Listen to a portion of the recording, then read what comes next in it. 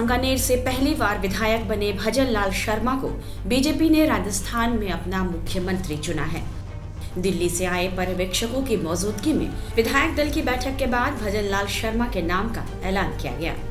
साथ ही राजस्थान में 2 deputy CM भी होंगे। इसके लिए प्रेमचंद बैरवा और दिया कुमारी के नाम पर मोहर लगी है। स्पीकर के लिए वासुदेव देवनानी का नाम भी तय किया गया है। राजस्थान के सीएम के चयन के साथ ही पिछले 9 दिनों से चला आ रहा सस्पेंस अब खत्म हो गया। इससे पहले 11 दिसंबर को बीजेपी ने मोहन यादव को मध्य प्रदेश और 10 दिसंबर को विष्णुदेव साय को छत्तीसगढ़ का मुख्यमंत्री चुना है। राजस्थान, मध्य प्रदेश और छत्तीसगढ़ में बीजेपी ने जिस तरह सीएम का चयन किया है, उससे साफ है कि बीजेपी नेतृत्व दबाव के फैसले नहीं लेती है। पार्टी में फैसले लेने का आधार बस इतना देखा जा रहा है कि वोट किस तरह जुटाए जा सके। इस बात को विष्णुदेव साय, मोहन यादव और भजन लाल शर्मा को सीएम चुने जाने से समझें। विष्णुदेव साय के जरिए जहां पार्टी ने छत्तीसगढ़ में आदिवासी समुदाय को साथ लिया, तो मनोज यादव के जरिए मध्य प्रदेश से लेकर उत्तर प्रदेश और बिहार के यादव समुदाय को, वहीं राजस्थान में भजन लाल शर्मा के जरिए ब्राह्मण वोट बैंक को अपने पाले में करने की कोशिश की गई है। इसी तरह 2014 में जब मनोहर लाल को हरियाणा का सीएम बनाया गया, तो बीजेपी नेतृत्व ने उनके जरिए पंजाबियों को खुश करने की कोशिश की थी, क्योंकि हरियाणा में जाटों के बाद सबसे अधिक संख्या पंजाबी ही है और मनोहर लाल भी पंजाबी हैं। मनोहर लाल को सीएम बनाने का दांव बीजेपी के काम आया और पार्टी ने 2019 की विधानसभा चुनाव में सबसे ज्यादा सीटें जीती। ये दोबारा सीएम चुने गए। यानी बीजेपी में सत्ता के शीर्ष पर पहुंचने का एक बड़ा पैमाना यह भी है कि नेता जातीय समीकरण में कहां फिट बैठते हैं। अगर बीजेपी में किसी नेता की जाति जातीय समीकरण में फिट नहीं बैठती, तो यहां संभवतः पद मिलना मुश्किल हो जाता है। ऐसे कई नेता हैं जो पूरी मेहनत से राज्यों में पार्टी को चुनाव जिताने का काम करते हैं, लेकिन आखिरकार उन्हें कोई पद नहीं मिल पाता। राजनीतिक विश्लेषक यह मानते हैं कि कांग्रेस नेता राहुल गांधी भले यह नारा देते हों कि जिसकी जितनी आबादी उसकी उतनी हिस्सेदारी, या बिहार के सीएम नीतीश कुमार भले ही जाति जनगणना कराकर ओबीसी की राजनीति को आगे बढ़ा रहे हों, लेकिन असल में जातीय समीकरण को सही तरीके से लागू बीजेपी ही कर रही है।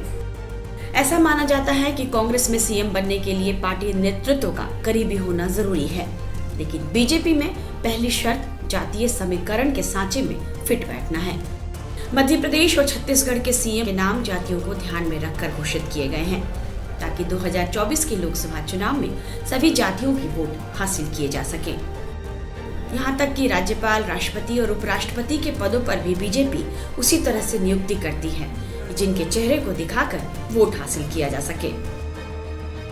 उदाहरण के लिए दलित समुदाय से आने वाले पूर्व राष्ट्रपति रामनाथ कोविंद की बात हो, या आदिवासी समुदाय से आने वाली मौजूदा राष्ट्रपति द्रौपदी मुर्मू की, यह नियुक्तियां वोट बैंक को ध्यान में रखकर ही की गई हैं। रामनाथ कोविंद को राष्ट्रपति बनाकर जहां कई राज्यों में दलित समुदाय के बीच पैठ बनाने की कोशिश की गई, वहीं जगदीश धनखड़ को उपराष्ट्रपति बनाने के पीछे राजस्थान और हरियाणा के पश्चिमी यूपी के जाटों के बीच पैठ बनाने की कोशिश हुई है। वहीं राष्ट्रपति द्रौपदी मुर्मू के जरिए आदिवासी वोट बैंक पर नजर रखी गई है।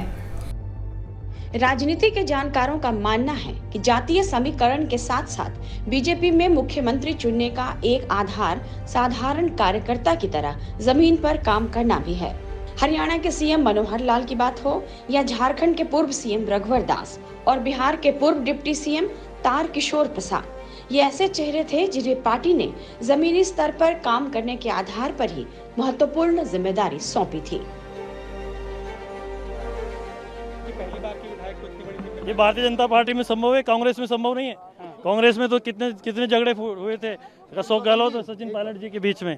तो निश्चित रूप से भारतीय जनता पार्टी में कार्यकर्ताओं को सम्मान जो मिलता है, मेरे जैसा आदमी, अध्यापक का लड़का विधायक बन सकता है दूसरी बार, ये भारतीय जनता पार्टी में संभव है। मेरी दादी हॉस्पिटल में 4th क्लास थी, ये भारतीय जनता पार्टी में हो सकता है कि भजन लाल जी जैसा संगठन का एक छोटा सा कार्यकर्ता आज मुख्यमंत्री, डिप्टी सीएम भी दिए गए, यस, समीकरण सब बढ़िया फैसले करें। भारतीय जनता पार्टी बिल्कुल जांच परख के फैसले करती है। आला कमान का और शीर्ष नेतृत्व का आभार कि भारतीय जनता पार्टी ने ऐतिहासिक फैसला किया। बीजेपी की इस कार्यशैली को देखकर पार्टी के साधारण कार्यकर्ताओं में एक उम्मीद जगी है कि यदि वे समर्पण के साथ पार्टी के अनुशासित कार्यकर्ता की तरह काम करते हैं तो सीएम की कुर्सी मिलना भी मुश्किल नहीं। वहीं दूसरी पार्टियों के लिए यह एक सबक की तरह है। टाइम्स नाउ नवभारत डिजिटल की रिपोर्ट।